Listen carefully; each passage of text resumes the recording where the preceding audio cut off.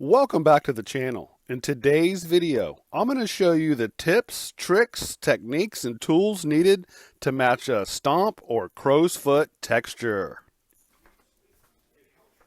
And if you missed the last video where I repaired the water blister, I showed you how to remove it. I also showed you how to prep it with a product called Kills. Then I applied 2 skim coats before doing the stomp texture here in part 7 of this video series. I'll leave a link to the water damage video series in the description down below. I'll show you how I tore out the ceiling.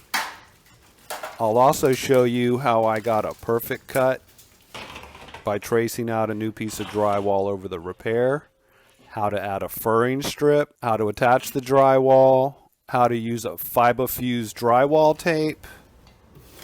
We'll go from the middle and out, and then just tear it on your knife. How to speed up the drying process. I even showed you how to do the second coat, get a nice finish with a skim coat over the repair. I even showed you how to mix the skip trowel texture and how to apply the skip trowel texture. Again, I'll leave a link down in the description for the whole video series playlist. And if you're new to the channel, my name's Paul and I've been a drywall and painting contractor for over 20 years. If you're looking to step up your drywall, texturing, and painting game, be sure to hit that subscribe button and also the bell notification to get alerted whenever I post a new video. Let's get into this video. All right, so I'm going to match the texture on this repair on the wall here.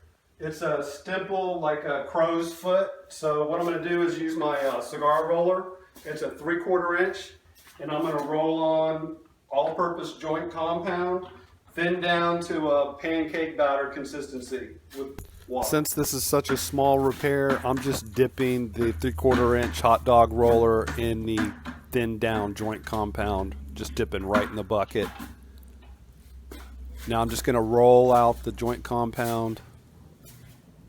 That's how you get a pretty consistent texture. If you just dip your brush in, you're not going to get a consistent texture. You got to get the compound up first.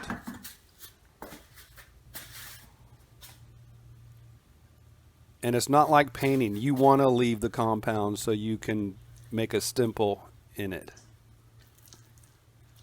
So leave the mud up there, and then you're just going to try and dial in what the texture looks like on the existing wall or ceiling repaired area. You want to leave it a little thicker. You don't want to just roll it out like you're painting. Since it's in a corner, we're just going to have to make it happen. So I'm just going to dab and pull and see where I end up with.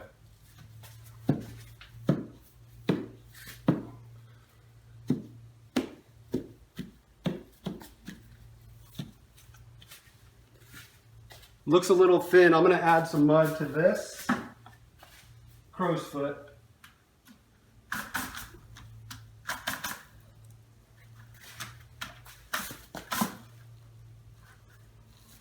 That's going to build it down a little bit. There we go, much better.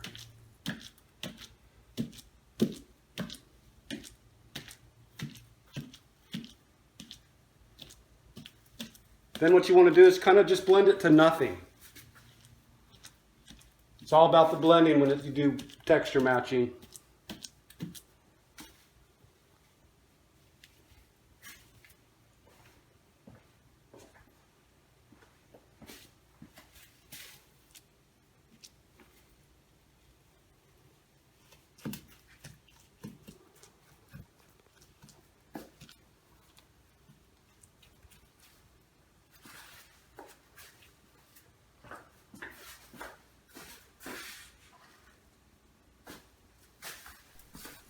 The stomp texture will take about 2 to 4 hours to dry depending on your humidity levels in your home.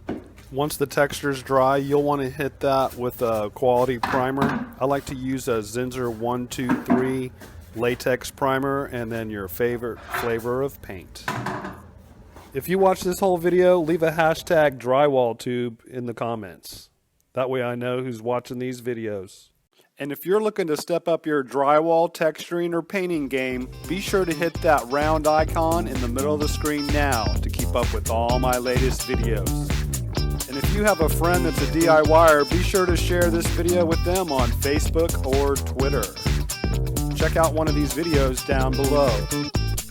Thanks so much for watching.